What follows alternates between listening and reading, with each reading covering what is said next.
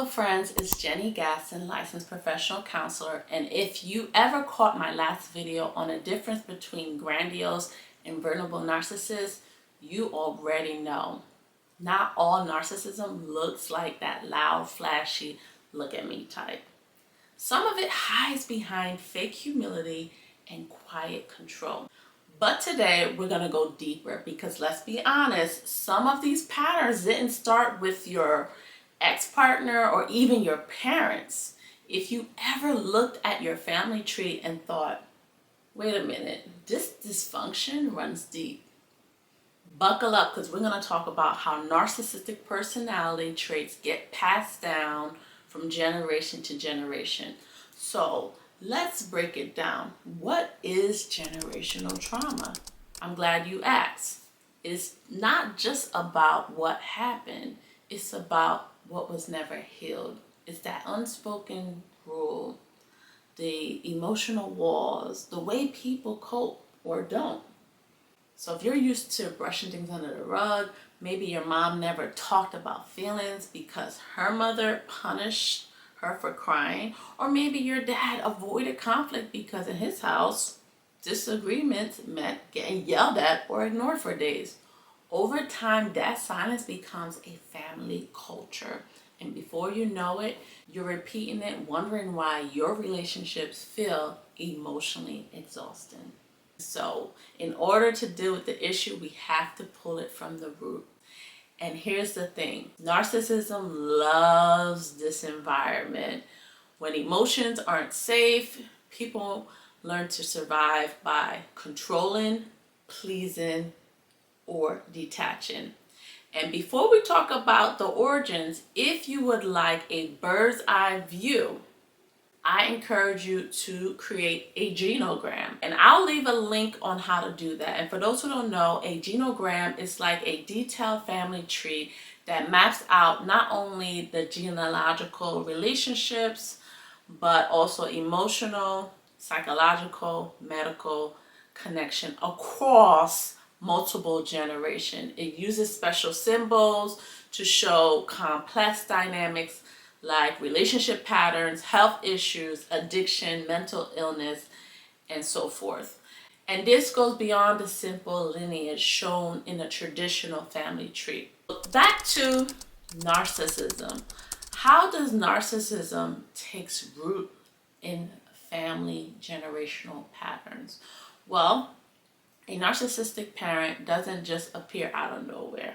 Many were once children who learned that love was conditional. You performed, you got praise. You failed, you got shamed. So what do children in that situation do? Well, some children in that environment build a false sense of self, almost like a performance identity. And when they grow up, they raise their kids through the same lens. Be perfect. Don't embarrass me. Make me look good. Sound familiar? Because if your family turned holidays into emotional boot camps, congratulations. You've been through Narcissism 101. Now, how does this get passed down and the cycle continues? 3 words: modeling, messaging, and mirroring. Modeling, let's talk about that. Kids imitate what they see. They're sponges. Even small babies are picking up these patterns. Messaging.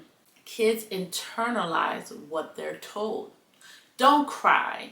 You're too sensitive. That didn't happen. So all that gaslighting makes that child question their reality. Mirroring.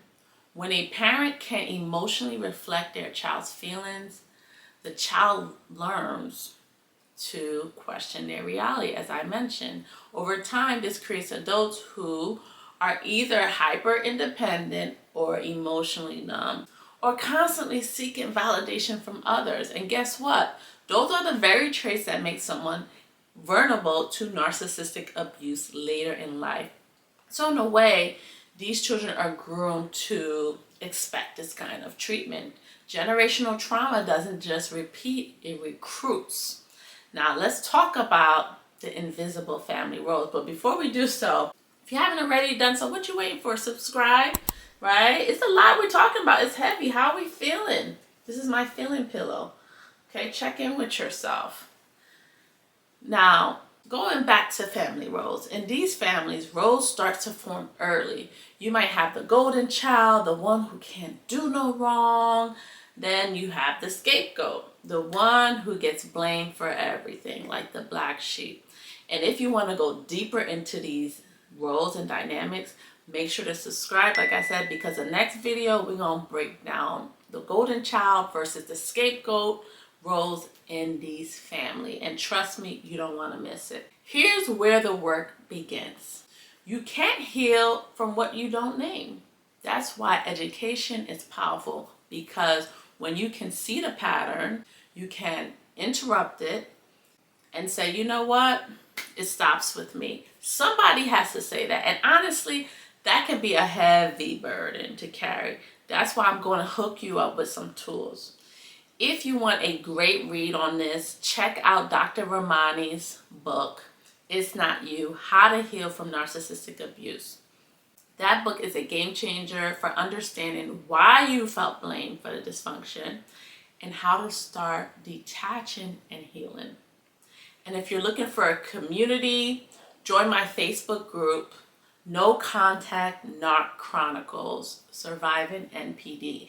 And I will leave links to those resources, okay?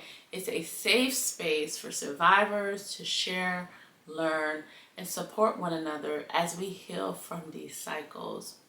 So remember, just because you came from a dysfunctional family doesn't mean you have to repeat it.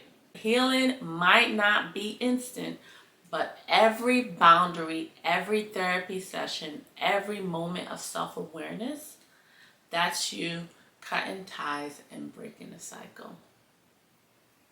Listening to your body is key when it comes to healing. So make sure to set boundaries and limit your exposure to toxic family members.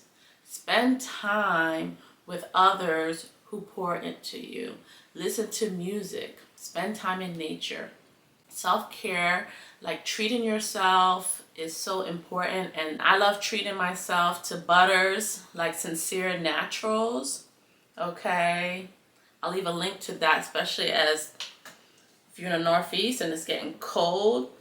Artwork like Sincere Gaston is therapeutic. So you have to do what works for you. And I'm all about supporting small businesses like Harriet Bookstore, books and not bars. And for those who don't know what that means, research the school to prison pipeline. But anyway, I'm having an ADD moment here. Let's go back to how to heal.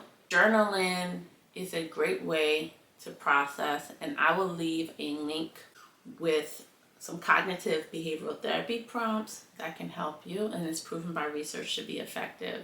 But remember, this journey is one day at a time, 1 hour at a time, 1 minute at a time. If this video hit home for you, subscribe and click the notification bell, because next week, like I said, we're going to dive into scapegoat versus golden child dynamic. That one is going to be deep as we unpack with a lot of aha moments. So until next time, take care of yourself, friends, and much love.